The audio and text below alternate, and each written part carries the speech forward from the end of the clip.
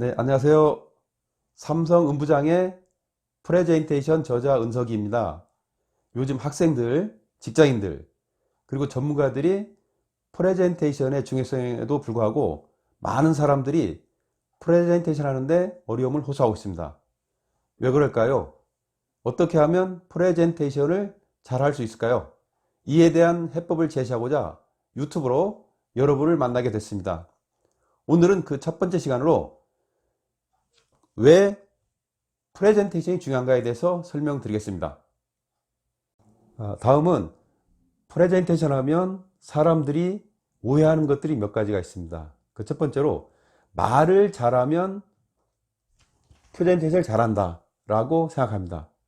아닙니다. 그 아래 그림에서 보면 그 알버트 메라비안 캘리포니아대 교수에 의하면 사람들이 의사소통 시 말에 해당하는 언어적 요소는 7%밖에 안 된다고 합니다.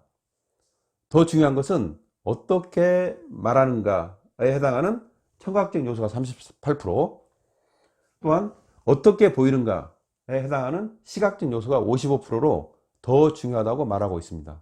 다시 말해 프레젠테이션은 단순히 말하기 기술이 아니라는 이야기입니다. 또 하나는 프레젠테이션은 사실을 부풀리는 기술이다 라고 생각합니다. 아닙니다. 프레젠테이션은 설득력을 높이기 위해서 사실에 스토리를 입히는 기술입니다. 마지막으로 프레젠테이션을 잘하는 사람은 선천적으로 타고났다라고 생각합니다. 그렇지 않습니다. 프레젠테이션은 철저한 준비와 연습을 하면 누구나 잘할 수 있습니다.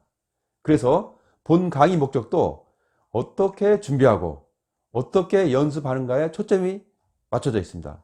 제 강의를 끝까지 들으시면 누구나 프레젠테이션에 대해서 자신감을 갖게 될 것입니다. 우리 사회는 이미 4차 산업혁명 시대에 진입하고 있습니다. 4차 산업혁명은 육체적인 노동은 로봇이, 정신적인 노동은 인공지능이 대체하게 됩니다. 이렇게 되면 사람들의 삶과 일하는 방식이 혁신적으로 변할 것입니다.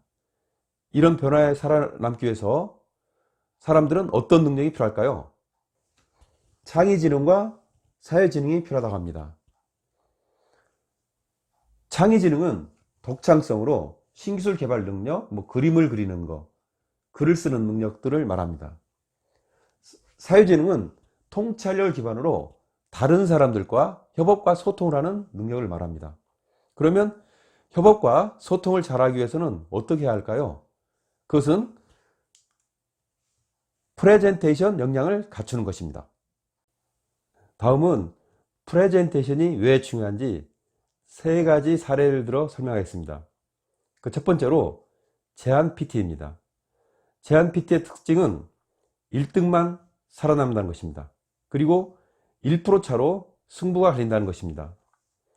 제한평가는 일반적으로 회사 역량, 조직 역량, 제한 역량, PT 역량의 네 가지 요소로 평가됩니다. 회사 역량은 브랜드와 신용도로 50% 정도 비중을 차지합니다. 그런데 경쟁 관계에 있는 회사들의 경우 우열을 가리기가 어렵습니다. 조직 역량 평가는 영업력과 기술력으로 평가합니다. 30% 정도의 비중입니다. 조직 역량도 마찬가지로 경쟁 관계에 있는 회사들끼리는 거의 유사합니다. 다음은 제한 역량 평가로 요구한 스펙을 충족하는지를 평가합니다. 20% 정도고요. 대부분 제한업체들은 모든 스펙을 충족하는 것으로 제한하기 때문에 우열을 가리기가 쉽지 않습니다. 결국은 마지막 단계인 PT 역량 평가에서 승부를 걸고 1% 차이를 만들어내야 승리할 수 있는 게 제한 PT의 특징입니다. PT가 그만큼 중요하다는 이야기입니다. 다음은 PT 면접의 중요성입니다. 요즘 기업체에서 신규 사원을 채용할 때 어학성적, 해외 연수, 자격증 등 스펙 대신에 PT 면접을 강화하고 있습니다. PT 면접이란 지원자가 면접 전에 제시된 과제에 대해서 발표를 하고 면접위원들과 질의응답을 통해 잠재 역량을 확인하는 것입니다. PT 면접 평가는 어떻게 할까요? 지원자의 직무에 대한 배경지식, 그다음에 논리성, 커뮤니케이션 능력, 주장의 일관성 평가 등을 합니다.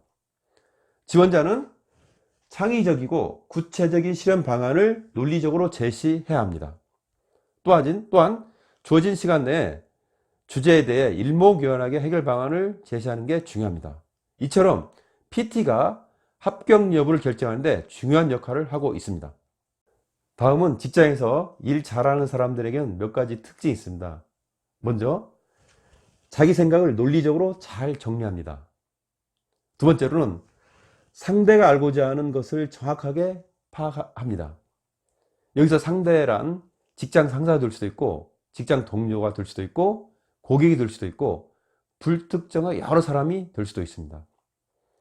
마지막으로 상대방이 알아듣기 쉽게 잘 전달하는 능력이 있습니다. 이러한 특징은 프레젠테이션을 잘하는 사람의 특징과도 같습니다. 다시 말해, 프레젠테이션을 잘하는 사람이 일도 잘하고 높은 성과를 낼 수 있다고 저는 생각합니다. 성공하는 사람들 중에는 프레젠테이션을 잘하는 사람이 많습니다. 오늘 제1강에서는 프레젠테이션은 선천적으로 탁월한 것이 아니라 노력하면 누구나 잘할 수 있다는 것에 대해서, 그리고 학생들, 직장인들, 전문가들에게 프레젠테이션이 중요함을 이야기했습니다. 다음 시간에는 프레젠테이션이란 무엇인가, 그리고 본 강의 핵심인 프레젠테이션 프로세스에 대해서 설명드리겠습니다. 다음 시간에 뵙겠습니다.